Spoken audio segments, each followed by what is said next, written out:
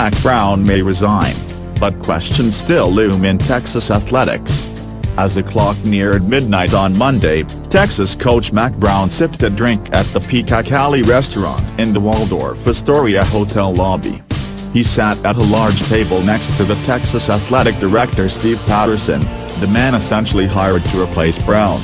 This week is the unofficial college football convention in New York for the National Football Foundation dinner, and everyone who walked through the dim lobby of the aging Waldorf couldn't help notice Brown and Patterson, side by side. At the nearby bar, college sports officials sipped on $11 Amstel Lights and watched in disbelief. It appeared scripted, with the only thing missing a duet of Kumbaya. If this is indeed the end for Mack Brown's tenure at Texas, the Waldorf lobby offered a serene final scene to contrast the dysfunction that shrouded the University of Texas recently. Nothing to see here, with Brown flashing a smile and his perfectly coiffed white hair in place. When news broke Tuesday about Brown potentially stepping down at Texas, what was left out of the discussion was whether Texas dysfunctional leaders would scare away big-time coaching candidates. OrangeBloods.com first reported Brown's plans to step down. University officials and Brown vehemently denied the report, but Brown's endgame at Texas has long been considered a foregone conclusion. Predicting Brown's ending right now is like betting on the Harlem Globetrotters to win. Officials could deny its reality, but the final buzzer and obvious result will sound on Brown sometime sooner than later. The program has regressed since the 2009 title game to the point of national irrelevancy. The only looming question at Texas this season was when Brown would depart. Brown did Texas well, and he should go out as gracefully as he can. The hottest question among the athletic directors and agents swarming the lobby bars and trendy bistros on Park Avenue this week has been who will be Brown's replacement. The combination of a slow year in coaching turnover and the magnitude of the job have the eyes of the industry staring at Texas. But the smarter questions that reared themselves again on Tuesday were about the bizarre leadership issues that could impede Texas making a hire. Texas officials stressed on Tuesday that no decision would be made until after a regents meeting Thursday. An agenda item in that meeting is the future of President Bill Powers. At most universities, it would make sense to know whether or not the president would survive before going about the business of parting ways with the football coach. But this is Texas, and the political football in Austin has outpaced the play on the field all year. The working conditions that Powers is operating under comes out of Molly Ivins' wildest nightmares. The short story is that Powers has clashed with Governor Rick Perry, who is a Texas A&M graduate. Perry is a former Aggies leader and noted fanboy. Like most Aggies, Perry has likely been chuckling as Texas bumbled through this 8-4 season, and A&M and Baylor have raced ahead of them in the Texas football stratosphere. Perry has loaded Texas Board of Regents with his cronies, many of whom graduated from other schools and appear more worried about appeasing Perry than what's best for the future of Texas.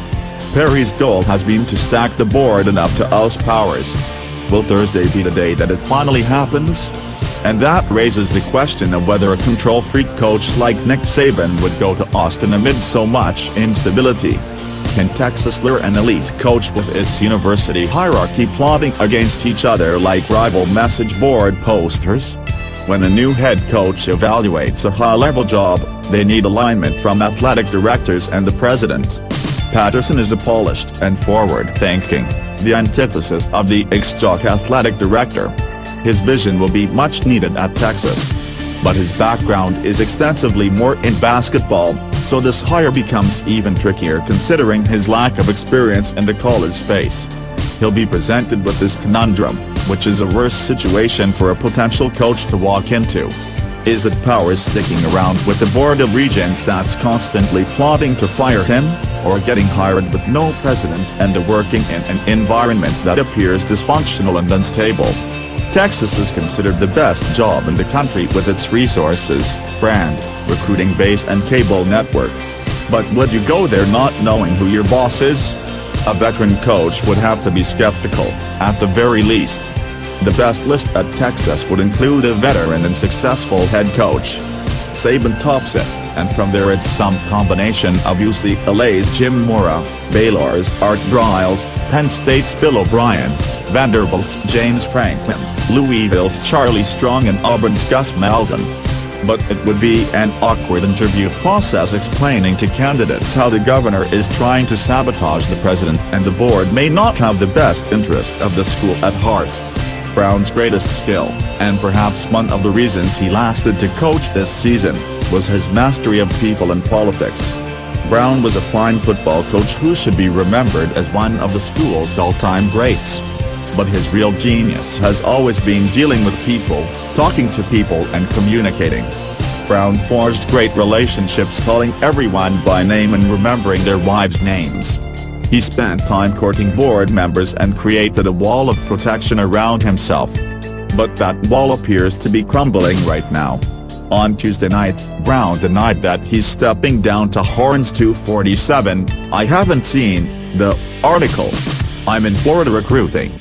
If I had decided to step down, I sure wouldn't be killing myself down here. I have not decided to step down."